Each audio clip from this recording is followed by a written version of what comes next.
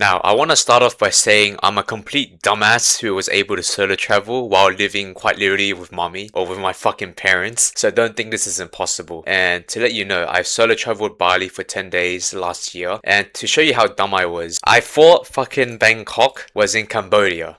Think about that. I thought Bangkok, which is the capital city of Thailand, was the capital city of Cambodia. So let's get this shit out the way. I'm going to explain how I did it. So I give a plan and also a budget breakdown, my experiences with Bali, and where's I would recommend to go. So let's get straight into it. So how the fuck did I plan this? And I'm going to do it in basically 7 easy steps. So first things first, I decided what the budget and the time frame was. So my budget was about 2,000 and I went for about 10 days. So that was my budget and my time frame. That was pretty simple. Step 1, decide the spot. I decided Bali because fuck it. I lived in Sydney, Australia. It's so close. I've heard some cool things about it. Why the fuck not?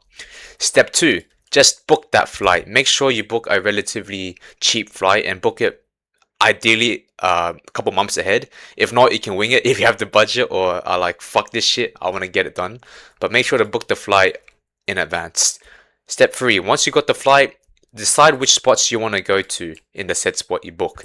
For example, in Bali, I decided to go to the main 2 main places, which is Canggu for about 5 days and probably Ubud for a couple of days as well. Step 4, book accommodations at whatever spots you want to go to or stay at. How many days do you plan to go for each? So I wanted to do I technically stayed in Canggu majority time, but if I could go back and replan it, I would probably do 5 days Canggu, 5 days Ubud at 2 hostels. And yeah, pretty simple. Book accommodations at both these spots. Step 5, have a list of must-dos and things you want to do. For example, maybe you want to go surfing, go to a monkey village, go clubbing. Maybe there's a must-do that you really want to do. Say in Bali, you want to go fucking see the Finn's Beach Club. I don't fucking know. Just whatever your must-dos are that you feel like if you miss this out, you'll regret. Make sure to put that first as one of the things you should do the first couple of days you land there. And step 6, simple as this goes, just fucking go, bro. Don't over plan this shit. Make it as simple as you need it to be and just book the fucking flight and go. And pretty simple. This is a general plan for how to go anywhere you want to go, but this is how I fucking plan Bali basically. And a budget breakdown on how much it actually costs and a breakdown of how I would actually reduce the costs for the future. The budget was actually only about 1,700 for 10 days, and while it might be a fucking lot for some of you, but it's not that much to be honest if you save up enough money. And also for 10 days, it's not that bad. The plane tickets, I could have reduced the cost. It was about $1,000 plus health insurance. I'll show you how much the plane tickets cost in the next part. But the accommodation was only about $350 for 10 nights, which is pretty cool.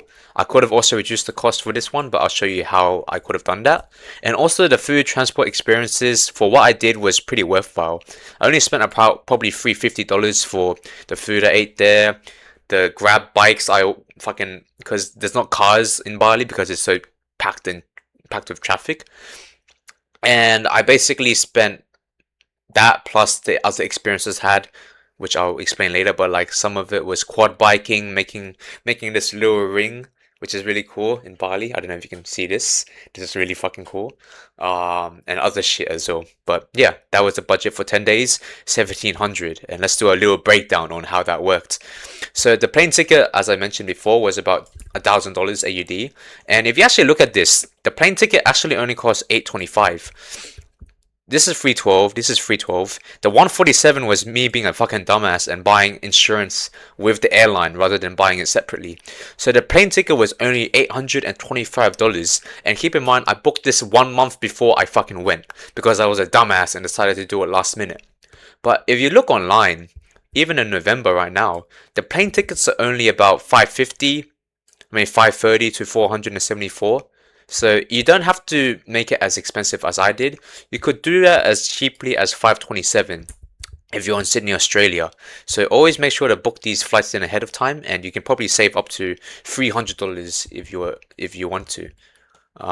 Next things next, I make sure to always stay at hostels. It only cost me $350 for 10 nights. I stayed at these 2 hostels, which were both at Canggu, as it says here, and I did about 4 to 5 nights each. And the first hostel was, as it says here, $28.48 for 4 nights for $113.92, which is actually not bad. You can probably get hostels cheaper at like 15 bucks, but this is a more nicer hostel. And the other one was actually a private room, which is why it cost a bit more. It was about 50 bucks a night for about $235. And if I wanted to go for like another dorm, I could have and probably spent like $100 cheaper. But I wanted some of my own privacy to relax and not be surrounded by so much people because I was partying my ass off during these 4 nights basically. But yeah, it says 2 guests here, but it's fine. Like I was able to just sleep for myself, and just yeah. So it was about basically 350. I mean, it was technically actually it's about 370 or whatever. It's around $50, but this was one of the hostels, Lushi. Fucking great, amazing place for $113. Recommend this place definitely. And the other stuff I spent on, I don't have precise fucking receipts, but it was probably around 350. I spent on like the food there, which I fucking recommend. It's amazing there.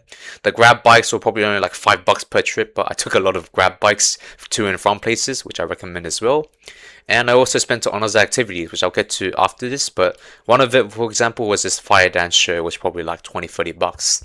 And speaking of what crazy fucking moments I got up to, I did a quad biking event, which I did with a friend I met at the hostel there, which was really fucking cool. You can see this guy here going through a goddamn waterfall. It's really fucking cool. I made a ring as I showed you guys before, but you can make your own little silver ring in Bali, and I made it as a little memento to explain as a little memento to Bali and how much I loved it.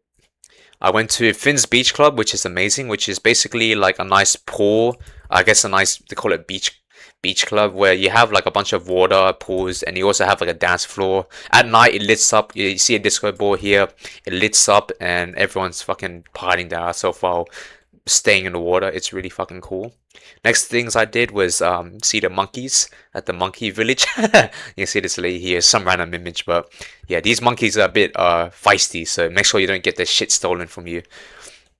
Next thing I did was, of course, go partying. It was fucking amazing. This was one of the clubs I went to. Lights, normal club shit. I also did like some more health wellness shit. Like went to a yoga. I went to like a meditation yoga thing. Basically, it was pretty relaxing and cool. I actually tried surfing for the first time. Funny enough, this is the first time in my life I tried surfing, even though I live in fucking Sydney, Australia. I went surfing here in Bali for the first time, and man, you fall off that motherfucker like 5 different times, bro. Like I fell off that thing probably like 5 different times. But yeah, those were all the crazy shit I went up to. Bali fucking clubs were sick. Finn's Beach Club, everything here, such a wonderful experience.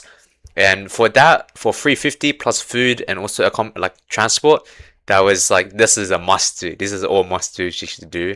And you probably find more shit to do because I was only in Bali for 10 days. So, what are the things I learned and what I recommend Bali? First things first, always pack light. This is me. I packed way too much shit. You only need to pack about 50% of the amount you do. Especially in Bali, like I probably only did like 30 to 40% of the clothing because it's so fucking hot there. You'll probably wear like Hawaii shirts and like not like goddamn long sleeve shirts because it's so hot there, but yeah, just wear fucking singlets and all that. You don't need to over plan. Like I think this is something I'm grateful for. Like I mentioned in the beginning, you don't have to have a crazy elaborate fucking scheme like a PhD paper. You can just keep it up to interpretation, go with the flow.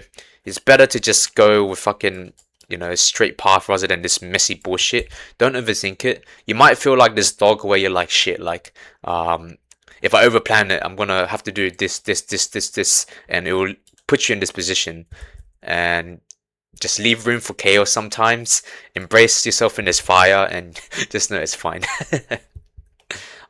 Next things I want to address is passport. I got that shit sorted, but there's a thing with visa where in Bali there's this $50 visa thing which you gotta pay for if you're like 50% $50 goddamn visa thing you gotta pay for basically if you enter the country. So keep that in mind to your cost as well. So you probably my total expenditure was like $1,750 including this visa. And also buy health insurance separately. Like I made the mistake of buying health insurance with the flight, and I bought another one as well. So I doubled up for no reason. So always buy health insurance outside the airline. It's cheaper as well. And the last thing I want to hone into is social confidence. When I was in Bali, let me tell you guys a story. So I went to that Lushi hostel, which I guys showed you before. But basically, at the hostel, I got my shit sorted. I went in my room, and up until the night time, because I went exploring by myself, I didn't make any friends. But I just went back. I went to the main lobby, and I saw these two guys. Right, they were just talking, and I was standing there like, fuck, should I go talk to them? I was like, shit, should I go talk to them? But the thing I'm glad I did was I did this 3-2-1 rule, the 3 second rule, which basically describes that, if there's an interaction you want to go into, just count down to 3 seconds. 3, 2, 1, then go.